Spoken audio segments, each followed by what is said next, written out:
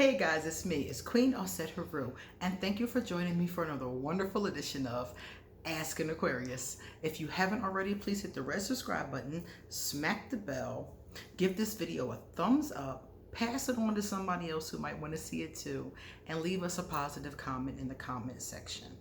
Also, remember to stay to the end because I'm going to read out two of my favorite comments from previous videos. So stick around and see if maybe one of your comments was one of my favorites. So someone asked me a very good question about Aquarius, and I have heard this question a lot. My mother used to always say this about my father and me later on in life, but him immediately. It says, why are Aquarius so unbothered and nonchalant?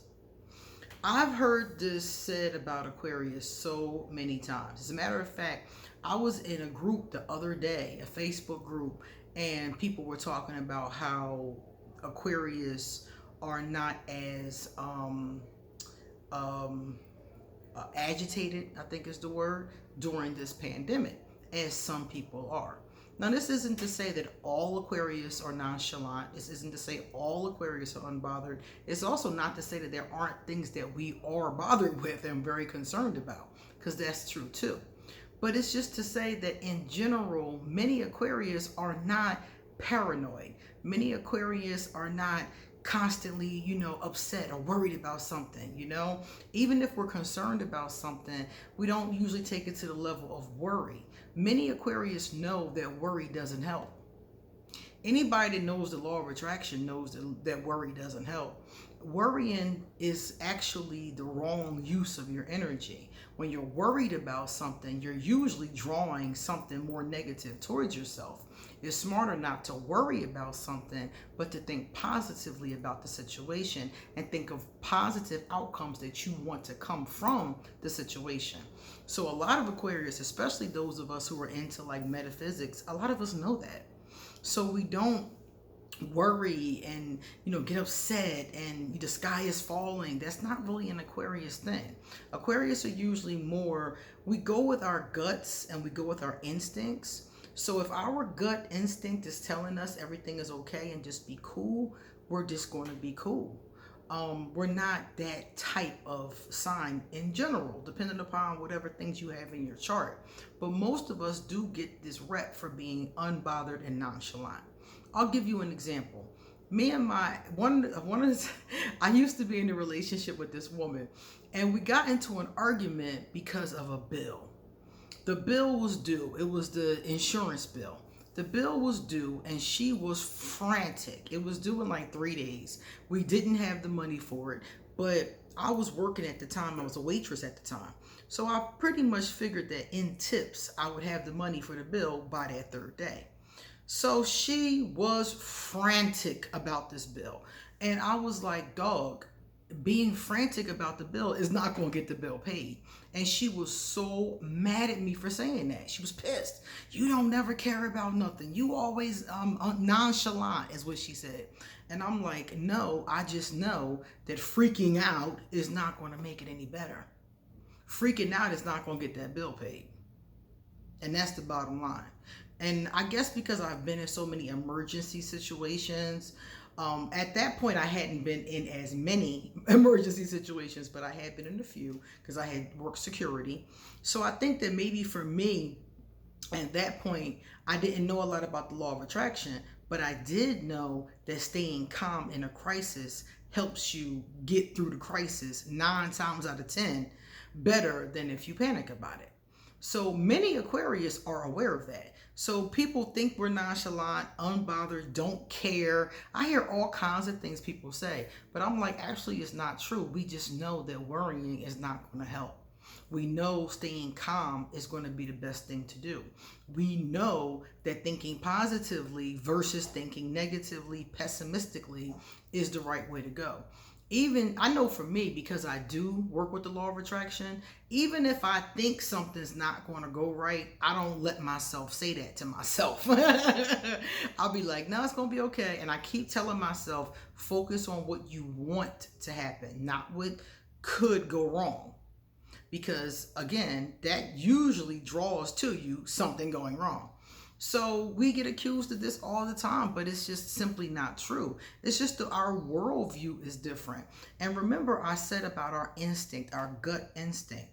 If you're going based off your gut instinct, you're not going to be able to explain exactly how it is you feel and know what you know, but other people are going to be angry. Somebody told me the other day that their coworkers were angry with them because they weren't scared about the pandemic. And he's an Aquarius, and he was like, I'm concerned, but I'm not going to sit around, what did he want me to do? They were upset with him. They were angry with him and, yelling at him because he was not freaking out. They were freaking out. They were like, oh, what are we going to do? Are we, how are we going to pay our bills? Are we going to get paid? They were in the break room freaking out. And he was just chilling.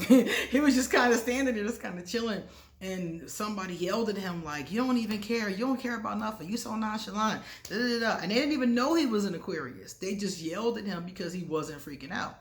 And later on, when he and I talked about it, he was like, I'm concerned like everybody else, but I don't understand why people want me to panic. And I was like, because they're panicking. Because they're panicking. So if an Aquarius is not panicking, let's move that over. If an Aquarius is not panicking when they're panicking, then they get the impression that we're unbothered, we're nonchalant, and we don't care. But that's not true. He does care very much. I mean, this is his paycheck we're talking about. But he just knows that to sit there and freak out like they were freaking out is not going to help him. It's only going to make the situation worse, make him feel worse, make him worry, So he said that's why he did not do it. That's why he's just, giving it. He said he's giving it over to God's hands. And I've seen this similar kind of thing in my Aquarius groups. I'm in like 3 or 4 Aquarius groups. And everybody is talking about the exact same thing. And this is just this particular situation because everybody's talking about it. But I've seen people talk about this my whole life. A lot of times it revolves around responsibility. Like my mother will always say my father and I are irresponsible because she'll freak out about something and me and him would just be like, well, we just kind of throw up our hands like, okay, well, and she will get angry at both of us because we're irresponsible in her mind. So being panicked to her is responsibility. Worrying shows that you're responsible. And I don't think so. I think that worrying basically just ruins your ability to manifest a better outcome because you're so worried about what you don't want to happen or what you don't like that's happening. I think Aquarius in general just noted that is not productive. And if it's coming from a spiritual standpoint or just a common sense standpoint, we know that that's not productive, so we don't do it. So it's not like, if you're in a situation with an Aquarius and they seem unbothered, and that's another thing I was going to say. Sometimes Aquarius, we are more concerned than we let on. Aquarius don't show all their feelings. You have to remember, we don't always show our hand. So if we're feeling something, we may or may not show what we're feeling. So if you and the Aquarius are in a situation and the Aquarius is upset about the situation, they might pretend not to be upset because not even dealing with the law of attraction, but we don't always want people to know our feelings. Remember, we're very mysterious in that way, and we don't like people using our feelings against us.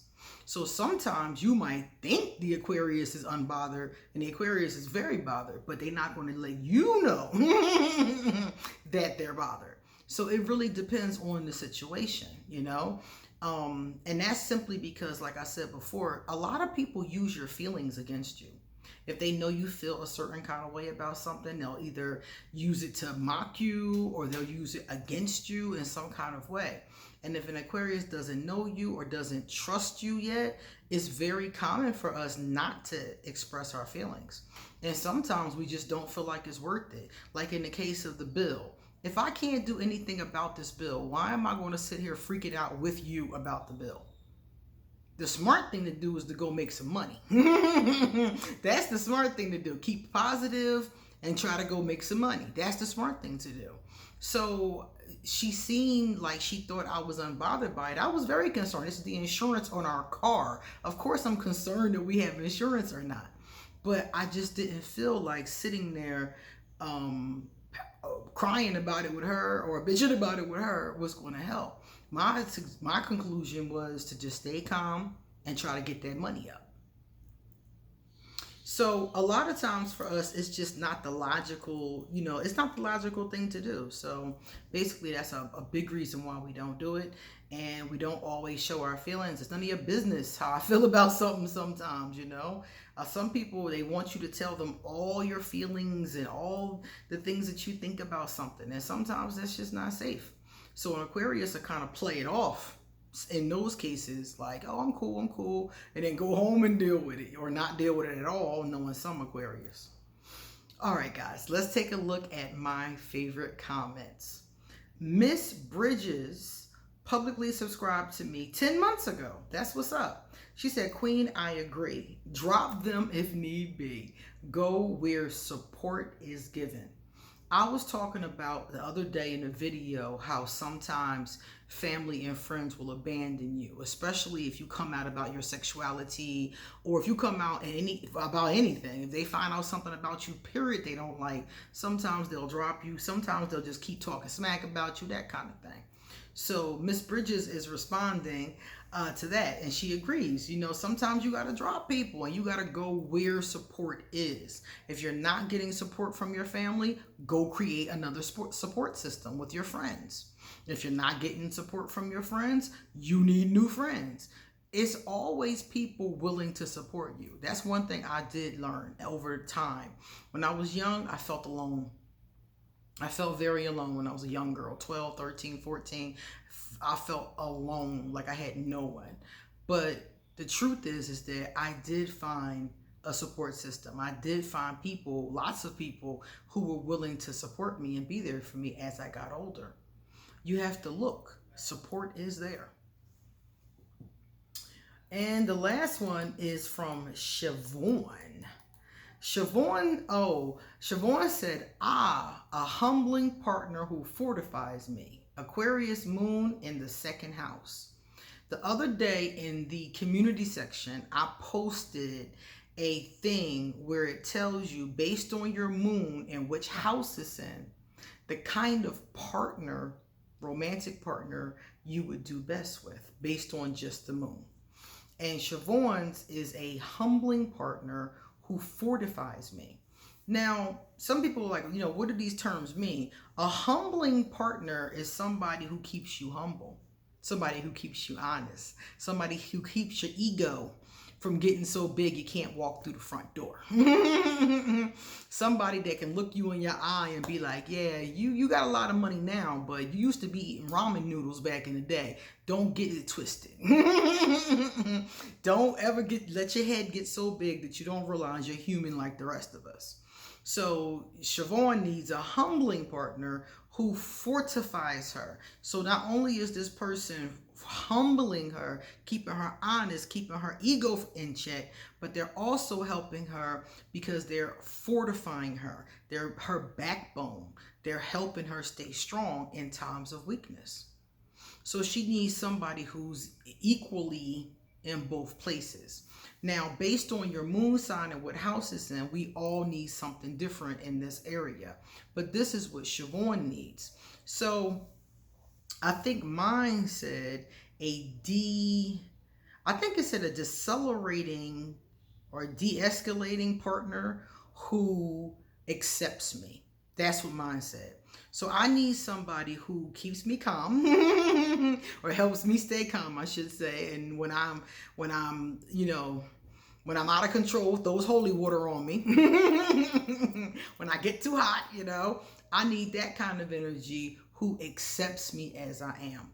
And when I read that, it really resonated with me. I was like, wow, because I don't really need a humbling partner, who strengthens me, but I do need somebody who de-escalates me at times, because my temper, y'all know how my temper is.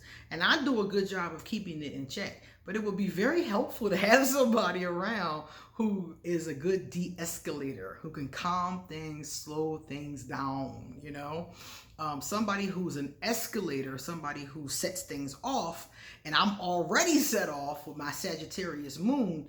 that's not going to work well. I need somebody who is like, okay, okay, but accepts me as I am and isn't trying to change me, because then we're going to have another problem. So I like those two things. Those two things I think were probably, I would say those are, out of reading the list, the most two important things. So I agree with it 100% for my life. I definitely need a de-escalating partner who accepts me. All right, guys, it's time for me to get going. So I will be back soon. And remember, if you want to get a reading done, please email me and I'll give you an appointment. See you later.